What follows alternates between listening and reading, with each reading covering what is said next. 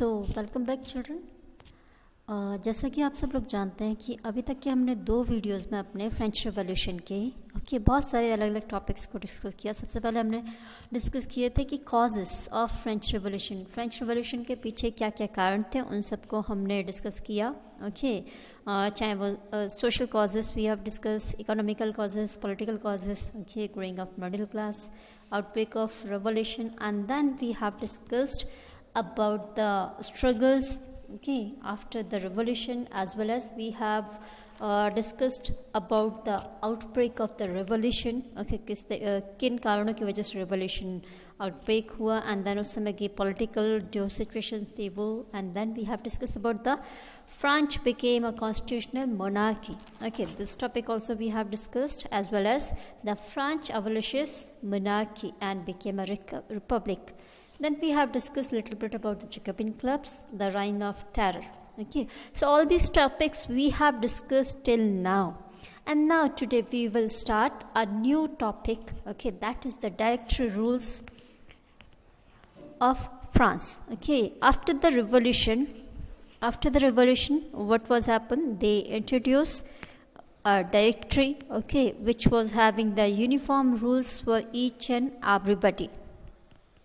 साथ ही साथ में उन रूल्स के साथ में और क्या किया गया, सपोज स्पेसिफिक जैसे एक बहुत ही इम्पॉर्टेंट रूल उन लोगों ने इंट्रोड्यूस किया, and they denied the vote to non protected section of the society. ये वहाँ पे एक ऐसा रूल बना जो कि उस समय की सोसाइटी को बहुत ज़्यादा डिससेटिस्फाई करता था। जैसे कि हम जानते हैं कि फ्रांस में फ्रेंच रिवॉल्यूशन का ये भी एक बड़ा कारण था। फ्रेंच रिवॉल्यूशन होने के बाद तक भी जब वहाँ पे कॉन्स्टिट्यूशनल मोनार्की बनी या रिपब्लिक बना, उसके बावजूद भी वहाँ पे क्या था, वहाँ पे कॉमन पीपल को वोटिंग राइट नहीं था। स्पेशली जब तक वो कॉन्स्टिट्यूशनल मोनार्की था फ्रांस में, वो कॉमन पीपल को वोटिंग राइट नहीं था। और यहाँ पे भी जिन लोगों के पास में प्रॉपर्टी नहीं थी, जिनके पास में पैसा नहीं था, उस सेक्शन को वोटिंग राइट नहीं था। अब जब ये कॉन्स्टिट्यूशन को फ्रेम किया गया, उसके साथ ही साथ वहाँ पे एक चीज़ का बहुत ध्यान रखा गया, वो ये कि 5 लोगों का ग्रुप, एक उन्होंने directory means they appointed a directory and executive made up of 5 members. एक 5 लोगों की कह सकते हैं एक डायरेक्टरी को इंट्रोड्यूस किया गया, जो कि सारे के सारे एक तरह से ऐसा माना जाता था कि वो किस लिए बनाए गए, 5 लोगों का ग्रुप क्यों बनाया गया, जिससे कि वो पावर का जो कॉन्सेंट्रेशन है उसको रोक सकें। Like they appointed a directory of 5 members, and this was made to stop the concentration of the power in one hand. कोई उसके हाथ एक जगह पे पावर को इकट्ठा होने से रोकने के लिए इन 5 लोगों का ग्रुप बनाया गया। लेकिन अक्सर ये जो काउंसिल था, इसके जो मेंबर्स थे, इनके बीच में क्या होते रहते थे, क्लैशेस होते रहते थे। कोई भी रूल एंड रेगुलेशन जब इम्प्लीमेंट करवाना होता था तो लोगों के बीच में मतभेद थे। हमने स्पेशली देखा भी था कि वहाँ पे जब नेशनल असेंबली फॉर्म हुई या कॉन्स्टिट्यूशन मोनार्की बना, या फिर जब वो कॉन्स्टिट्यूशनल रिपब्लिक भी बना, उस समय तक भी हम देख सकते हैं कि नेशनल असेंबली में भी, है ना, जब फ्रांस के कॉन्स्टिट्यूशन जब फ्रेम हुआ तो उस समय तक भी हमने देखा कि मिडिल क्लास का रिप्रेजेंटेशन बहुत ज़्यादा था। तो कहीं ना कहीं ये एक डिससेटिस्फैक्शन था लोगों के बीच में अभी भी। और इस डिससेटिस्फैक्शन ने क्या किया, इस डिससेटिस्फैक्शन ने एक तरह से कह सकते हैं कि कहीं ना कहीं ये जो पॉलिटिकल जो इंस्टेबिलिटी थी, उसने कहीं ना कहीं किस चीज़ को मौका दिया, उसने जो मिलिट्री डिक्टेटर नेपोलियन बोनापार्ट को आगे बढ़ने में मदद की, या कह सकते हैं कि उनको आगे उनका उदय होने में मदद की। जैसा कि हम जानते हैं कि 1804 में दोबारा से, मतलब हम क्या देख सकते हैं कि पहले कॉन्स्टिट्यूशन मोनार्की बना फ्रांस, 1789 में वहाँ पर रिवोल्यूशन हुआ, उसके बाद में वो मोनार्की बना, कॉन्स्टिट्यूशनल मोनार्की बना, एंड देन रिपब्लिक में फ्रेम हुआ। बट 1804 में दोबारा से क्या हुआ, नेपोलियन बोनापार्ट, नेपोलियन बोनापार्ट क्या बने थे, वहाँ के फिर से राजा बने थे। और जैसे कि हम लोग जानते हैं कि नेपोलियन वो अपने कहने के लिए मोनार्क थे, लेकिन उन्होंने अपने टाइम पे जो कह सकते हैं कि उनका जो एडमिनिस्ट्रेटिव सिस्टम था, उसको बाकी मोनार्क के कंपैरिजन में उन्होंने क्या किया, बहुत ज़्यादा इम्प्रूव किया। ओके, एडमिनिस्ट्रेटिव सिस्टम को बहुत इम्प्रूव किया था, और उनके टाइम के सिविल कोड्स को नेपोलियनिक कोड के नाम से भी जाना जाता है। उन्होंने फिर चाहे वो ट्रांसपोर्ट का फील्ड हो, कम्युनिकेशन का फील्ड हो, या टैक्सेशन का फील्ड हो, या यूनिफाइड मेजरिंग सिस्टम, आज जो हम नापते हैं कोई भी चीज़, वो सिस्टम भी बहुत अच्छे से डेवलप किया। ओके, तो बहुत सारी कह सकते हैं कि अच्छाइयाँ थी उनके एडमिनिस्ट्रेटिव सिस्टम में, लेकिन फिर भी था तो वो मोनार्की सिस्टम। ओके, एक बार फिर से फ्रांस में मोनार्की सिस्टम कह सकते हैं कि आ गया था। तो ये चीज़ क्या हुई, वहाँ के जो लोग थे, ओके, कहीं ना कहीं किसी ना किसी एक पर्टिकुलर सेक्शन को, स्पेशली हम कह सकते हैं कि थर्ड एस्टेट के लोगों को, ओके, या मिडिल क्लास के लोगों को, या फिर कह सकते हैं कि नेशनल असेंबली के लोगों को भी, ओके, उन सब एक बड़े क्लास को क्या हुआ, उनको दोबारा से फिर से उनको यही लगा कि कहीं ना कहीं उनको ideals of freedom and the equality before the law, okay, ये सारी चीज़ें अभी भी उनके लिए क्या थी, एक मोटिवेशन का काम कर रही थी। एंड उन्होंने कई सारे आगे के जो पॉलिटिकल मूवमेंट्स थे, ओके, फ्रांस में, या फिर कह सकते हैं कि आगे आने वाले जो सेंचुरीज़ में यूरोप के लिए भी उसने एक आइडियल का काम किया, इन सब चीज़ों ने, इन सब आइडियाज़ ने। ओके, अब यहाँ एक और चीज़, एक टॉपिक आता है कि did women have revolution. Okay, क्या औरतों ने भी रेवोल्यूशन में पार्टिसिपेट किया? ओके, तो हम कह सकते हैं definitely yes. Okay, in France from the beginning women were the active participant in the revolution. हालांकि उनको देखा जाए तो पैसिव सिटीजन ही माना जाता था, उनको कोई राइट्स नहीं थे, पॉलिटिकल राइट्स नहीं थे, या कह सकते हैं कि वोटिंग राइट भी नहीं थे। बट देन ऑल्सो लेडी अपने आप में, वहाँ की जो विमेन थी वो एक्टिव पार्टिसिपेंट्स थी। ओके, एंड देन उन लोगों ने, ओके, क्या कह सकते हैं कि उन लोगों ने अपने आप को एक्टिव रखने के लिए, here also we can see that from beginning, okay, they were the active participant, and as well as to discuss more things what they started, okay, to discuss and voice their interest. Women started their own political clubs and newspapers. Okay, उन लोगों ने अपनी चीज़ों को discuss करने के लिए, अपने सारी चीज़ों को कह सकते हैं कि लोगों तक अपने व्यूज़ को पहुंचाने के लिए उन लोगों ने क्या किया, उन लोगों ने जो न्यूज़पेपर्स हैं उनका सहारा लिया। ओके, उन लोगों ने अपने क्लब्स बनाए और छोटे छोटे ग्रुप्स भी बनाए, जिससे कि वो पब्लिक इंटरेस्ट की चीज़ें, पॉलिटिकल इंटरेस्ट की चीज़ें, जो चीज़ें उस समय की सोसाइटी के लिए अच्छी हों, उन सबको लोगों तक पहुंचा सकें। ठीक है, तो इस तरीके से हम कह सकते हैं कि विमेन उस समय एक्टिव पार्टिसिपेंट थी। ओके, साथ ही साथ उन लोगों ने कह सकते हैं कि अपने ऑफिसेस भी बिल्ड किए जहाँ पे वो सारी चीज़ों को डिस्कस कर सकती थी। ठीक है, और उन लोगों ने एकजुट होकर, अगर हम कह सकते हैं, तो उन्होंने आवाज़ उठाई जितनी भी चीज़ें उनके अगेंस्ट में हुई थी उनके लिए। जैसा कि हम जानते हैं कि फ्रांस में ना ही गरीब लोगों के पास में वोटिंग राइट था, साथ ही साथ में जो लेडीज़ थी, जो विमेन थी, उनके पास में भी कोई वोटिंग राइट नहीं था। 1791 तक भी वो पैसिव सिटीजन्स ही थी। ओके, इट मीन्स वो थी तो पॉपुलेशन में तो उनको काउंट किया जाता था, but they were not having any voting right, उनके पास में कोई वोटिंग राइट नहीं था। So now they demanded the right to vote, उन लोगों ने राइट टू वोट भी मांगा। ओके, कि हमको वोट देने का अधिकार होना चाहिए। Okay, and they to be elected to the assembly and to hold political office. साथ ही साथ उन लोगों ने इस चीज़ की भी डिमांड की कि विमेन को भी ये राइट होना चाहिए कि उनको भी असेंबली में इलेक्ट किया जाए, साथ ही साथ उनको पॉलिटिकल पावर्स को होल्ड करने के भी उनके पास में चांसेस मिले, वो इट मीन्स पॉलिटिक्स में भी कह सकते हैं कि अपना योगदान दे सके। इस टाइप की डिमांड्स उन लोगों ने की।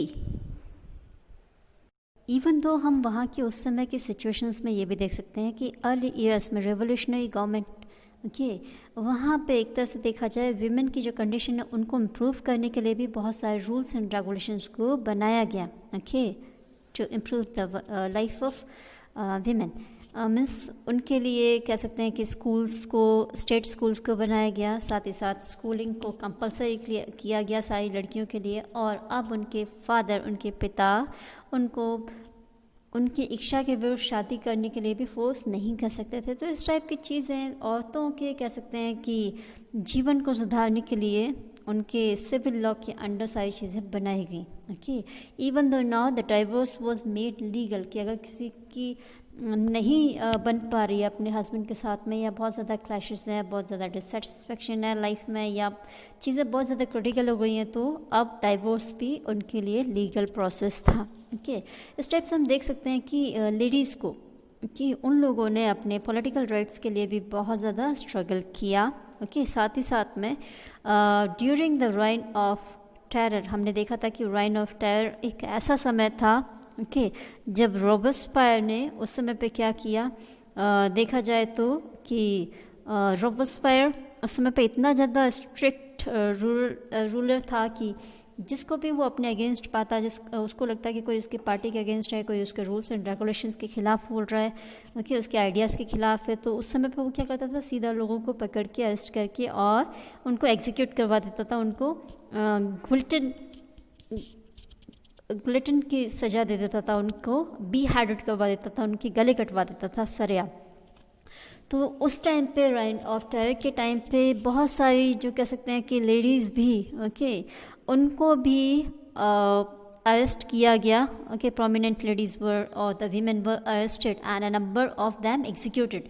बहुत सारी लेडीज़ उनमें से जिनको अरेस्ट किया गया तो उनको एग्जीक्यूट भी कर दिया गया, इट मीन्स उनको भी गुलेटिन से काट दिया गया। ओके, तो इस टाइप की अगर हम देखें तो सारी की सारी सिचुएशंस हुई। ओके, लगभग फ्रेंच रेवोल्यूशन के 200 साल तक, ओके, बहुत सारे मतलब लगभग वर्ल्ड की बहुत सारी कंट्रीज़ में, ओके, विमेन अपने वोट टू राइट के लिए लड़ती रही। ओके, एंड देन उसके बाद में लेट 19th सेंचुरी या अर्ली 20th सेंचुरी तक, तब जाके कहीं कह सकते हैं कि फ्रांस में हम 1946 में हम देख सकते हैं कि फ्रांस में विमेन को वोटिंग राइट मिला। Okay, that in 1946 that women in France won the right to vote. It means 1789 से जो रिवॉल्ट शुरू हुआ, उसके बाद 1846 में जाकर कहीं फ्रेंच वुमेन को वोटिंग राइट मिल पाया। ओके, इस तरीके से हम देख सकते हैं कि अगर बीइंग एन इंडियन, हम लोग बहुत लकी हैं कि हमारे यहाँ पे शुरू से ही सभी को वोटिंग राइट था। ओके, यहाँ पे न जेंडर के बेसिस पे, न कास्ट के बेसिस पे, न या कह सकते हैं या पॉलिटिकल या सोशल बैकग्राउंड के बेसिस पे किसी को भी कभी भी डिस्क्रिमिनेट नहीं किया वोटिंग राइट से, है ना। बट फ्रांस में ये चीज़ ऐसी नहीं थी। 1946 में वुमेन को वोटिंग राइट मिल पाया। Now the next topic is abolition of slavery.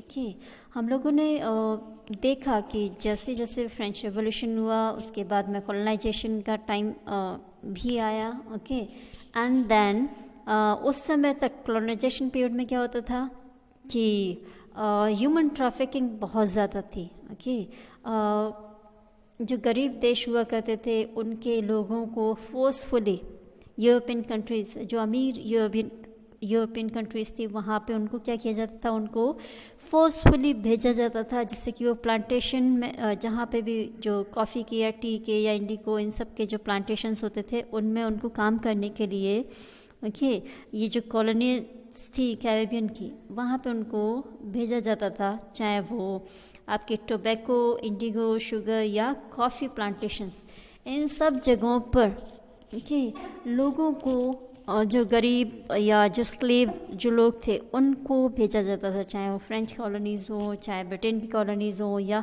German colonies हो, जितने भी जो मेन पावरफुल उस समय पे यूरोपियन कंट्रीज़ थे उनकी कॉलोनीज़ में फोर्सफुली लोगों को, लेबर्स को भेजा जाता था प्लांटेशन वर्क पे काम करने के लिए। ओके, तो ये चीज़ कैसी थी, जो विलिंग यूरोपियंस थे, जो लोग नहीं कह सकते गरीब यूरोपियंस भी थे उसमें स्लेव्स में शामिल, जो नहीं जाना चाहते थे इस टाइप के काम के लिए, बट उनको भी फोर्सफुली कैरेबियन कॉलोनीज़ में भेज दिया जाता था। ओके, और उस समय पे जो फ्रेंच मर्चेंट्स थे, ओके, वो लोग क्या करते थे, वो अपने पोर्ट से अफ्रीकन कोस्ट तक क्या करते थे, अफ्रीकन पोर्ट्स तक, वहाँ तक वो लोग ट्रैवल करते थे और साथ ही साथ अपने सारे के सारे जो स्लेव्स थे, ओके, उनको वहाँ पर पहुँचाते थे, है ना। तो उस समय पे एक तरह से कह सकते हैं कि यूरोपियन कंट्रीज़ और अमेरिका, ये Americans as well as African, okay, इन सब अफ्रीका, इन तीनों जगहों के बीच में एक तरह से ट्रायंगल टाइप का एक form, triangular slave trade between Europe, Africa and Americans, ये एक उस समय पे फ्रेम हो गया था, ओके।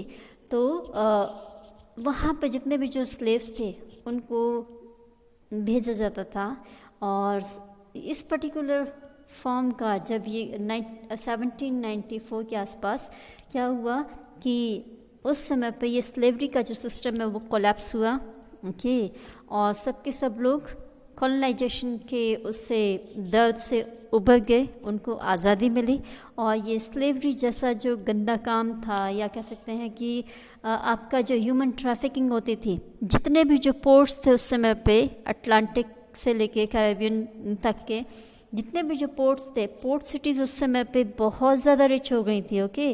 क्यों? क्योंकि वहाँ पे दिन रात स्लेव्स को ट्रांसपोर्ट किया जाता था, उसकी वजह से जो आपकी जो पोर्ट सिटीज़ थी वो काफ़ी रिच हो गई थी। जितनी भी जो पोर्ट सिटीज़ थी, जो बंदरगाह थे, जो नगर, वहाँ पे चाहे वो बॉर्डियोक्स एंड नैंतेस की बात हो, वो इकोनॉमिकली बहुत ज़्यादा फ्लरिश होने लगी इस स्लेव ट्रेड की वजह से, ठीक है। बट अब जब नेशनल असेंबली फॉर्म हुई एंड देन उसके बाद में कॉन्स्टिट्यूशनल मोनार्की बना फ्रांस, तो उसके बाद में ये सारी चीज़ें भी कहीं ना कहीं सुनी गई और 1794 में जैसा कि हम देखते हैं तो जैकोबियन राइम में ये आपका स्लेवरी का अबॉलिशन हो गया, या स्लेवरी जो दास प्रथा थी वो ख़त्म हो गई, ओके।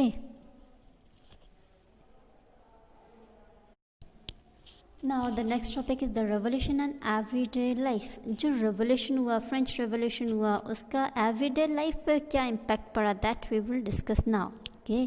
जैसे कि हम जानते हैं कि यूरोपियन कंट्रीज़ में नेशनलिज्म के टाइम पे भी, इवन दो फ्रांस, क्योंकि हम फ्रेंच रेवोल्यूशन के बारे में पढ़ रहे हैं, तो उस समय पे जब मिडिल क्लास आया तो वहाँ के जो अमीर लोग थे उन लोगों ने किस चीज़ पर फोकस किया, आइडियाज़ को स्प्रेड करने पे, ओके।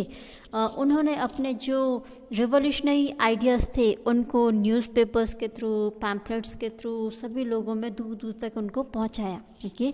और हमने देखा कि इस चैप्टर में बहुत सारी इम्पॉर्टेंट चीज़ें हुई, जैसे कि स्टॉर्मिंग ऑफ बेस्टाइल, ओके, ये storming of Bastille in 1789, okay.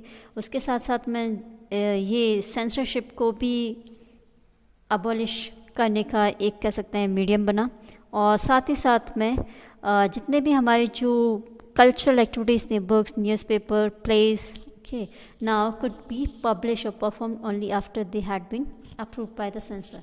हमने देखा कि फ्रेंच रिवॉल्यूशन के टाइम पे वहाँ पे जैकोबियन क्लब तो बने, वहाँ पे मिडिल क्लास के लोग भी बैठते थे, बट वो लोग डिस्कस भी करते, उनके पास में बहुत सारे आइडियाज़ भी होते थे, बट उस समय पर सेंसरशिप का एक एक्ट था जिससे कि सारी, चाहे वो किताबें हों, चाहे न्यूज़पेपर्स हों या प्लेज हों, कोई भी अगर सोशल एक्टिविटी होनी है, पब्लिक गैदरिंग के टाइम पे कोई एक्टिविटी अगर है, या कोई भी कुछ लिखना चाहता है, वो सारी चीज़ें पब्लिक में जाने से पहले क्या होती थी, पहले उनको सेंसर किया जाता था एंड देन उनको पब्लिश किया जाता था या ब्रॉडकास्ट किया जाता था या टेलीकास्ट, है ना। लोगों के बीच में वो चीज़ तभी पहुंचती थी जब सेंसर वो होके जाती थी। इट मीन्स अगर उसमें कुछ भी, कोई भी चीज़ किसी राजा के खिलाफ या सरकार के खिलाफ उसमें कुछ भी है तो उसको पहले हटा दिया जाता था, तब जाके वो जनता के सामने वो चीज़ पहुंचती थी, ओके। तो उस टाइम पे ये एक और चीज़ मेन हुई इसमें, declaration of right of man and women, कि लोगों के राइट्स को उस समय पे डिक्लेयर कर दिया गया।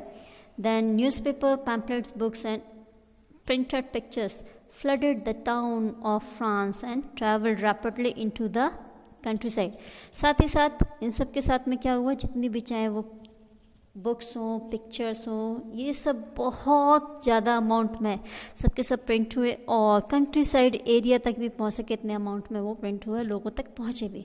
साथ ही साथ अब कह सकते हैं कि प्लेज, सॉन्ग्स और फेस्टिव प्रोसेशंस ये भी आम हो गए। ओके, तो ये सब चीज़ें किस चीज़ के बाद आई? ये जो रिवॉल्यूशंस हुए, लोगों को उनके जो फ्रीडम ऑफ एक्सप्रेशन का जो राइट मिला, ओके, उसके बाद में ये सारी चीज़ें लोगों के लिए कॉमन हो पाई।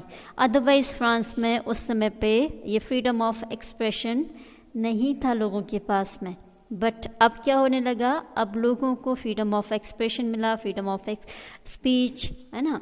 इसकी वजह से उनको न्यूज़पेपर्स, पैम्पलेट्स, प्रिंटेड पिक्चर्स वगैरह ये सब प्रिंट करने का या ड्रामास को प्लेस करने का इतना अच्छा मौका मिला, जिससे कि कंट्री साइड एरिया तक भी सबके व्यूज़ आराम से पहुंचने लगे।